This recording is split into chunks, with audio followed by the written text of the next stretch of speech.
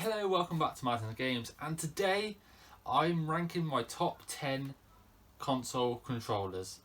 Now, to me, controllers are one of the most important things in a console's life. It's the thing you hold to play the games and to control the characters in all the video games you play. So the console might be great and look stunning, but if you don't have a good controller, the games aren't going to play very well. Here are my top 10 controllers. Again, this is my opinion, so please leave a comment down below of what your top 10 controllers are too, and tell me how wrong I am. At number 10 is the Dreamcast controller. Now, I like this controller, but the fact that this cable is at the bottom and you have to sort of hook it around the top to make it go at the front it's just odd. The buttons feel good though. I love the analog stick. It does actually feel really nice, and the fact you have like two slots for like the save memory card, is it UMV memory card, UMD, whatever it's called, the memory card there, we get a little screen to go with the game, and also rumble packs as well. So the design of the controller is really nice. It's just the fact the cable was a bit weird and it is a bit chunky. Also the triggers feel pretty good as well. But yeah, I like this controller, but it's at number 10 on my list. At number 9 is the NES controller. Now this is just a sturdy standard controller. 2 buttons, D-pad and start and select. Simple and sturdy and reliable, and they're really hard to break as well. So not the most comfortable to hold, but it does its job. That's why it's at number 9.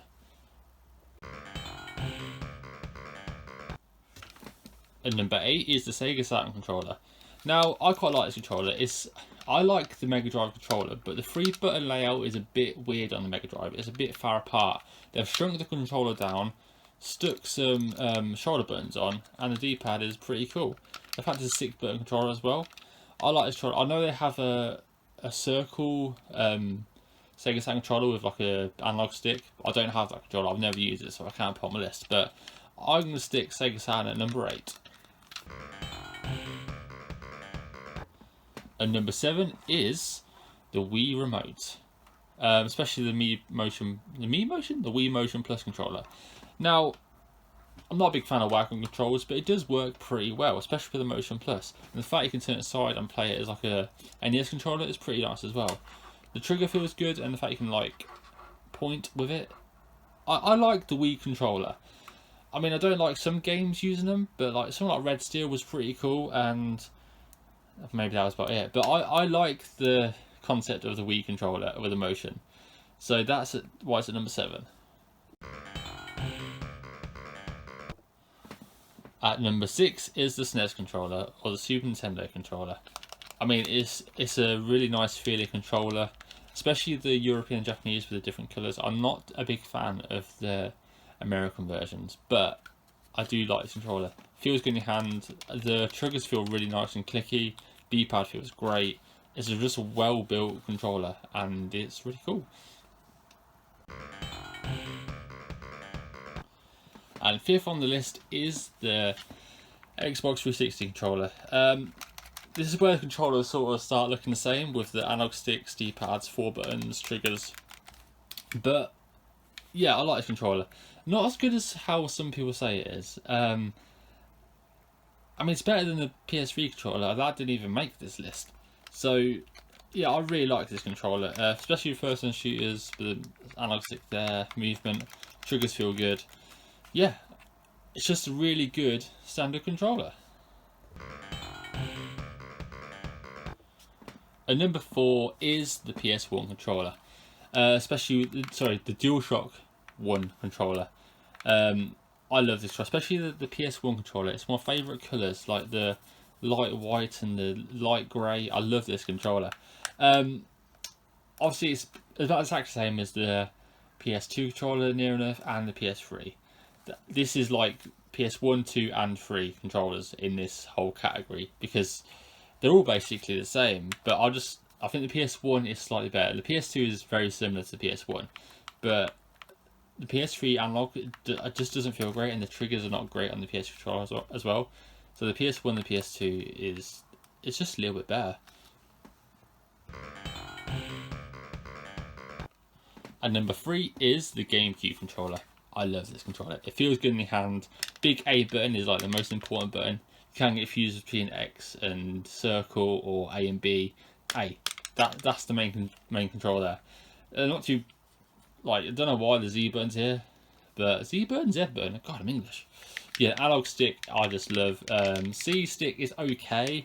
D-pad's not great, but especially the Wavebird with the wireless, one of the first wireless, official wireless controllers.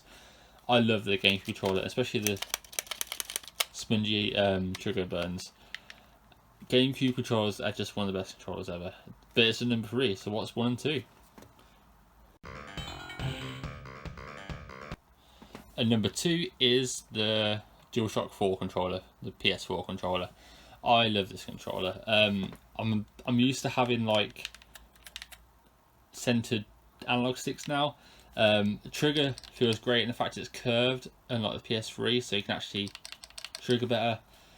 This controller, I'm not too keen on the touchpad, but on this controller as well, it's the new one, so you get the little light across there. I like the PS4 controller. It's really comfortable. The buttons feel absolutely amazing, so there's nothing wrong with it. But obviously it's number 2, so let's see what number 1 is. Now, number 1 is actually joint. I can't decide between the two, so it's the Xbox One S controller and Nintendo Switch controller, especially the Switch controller and not the Joy-Cons. Basically, they look exactly the same layout, but the the Nintendo Switch controller buttons feel so much better. They're nice and clicky. I find with the Xbox controller, because they're like domed and slippy, they're hard to press. The Switch ones are so much better to press, but obviously on the Switch they don't have analog trigger buttons, but on the Xbox One controller the triggers are just amazing. This controller feels good in my hand, this one feels good in my hand. I couldn't decide between the two basically, so they're both at number 1. I know it's a bit of a cop out, but I couldn't decide between them. The Switch feels more expensive and well designed, and the Xbox One triggers and analog sticks feel so much nicer. So I just couldn't decide. But anyway, they are my top 10 controllers. So they were my top 10 controllers. So please leave a comment down below, let me know your top 10. So thanks for watching. Like the video, please give a thumbs up, new channel, and subscribe. Bye.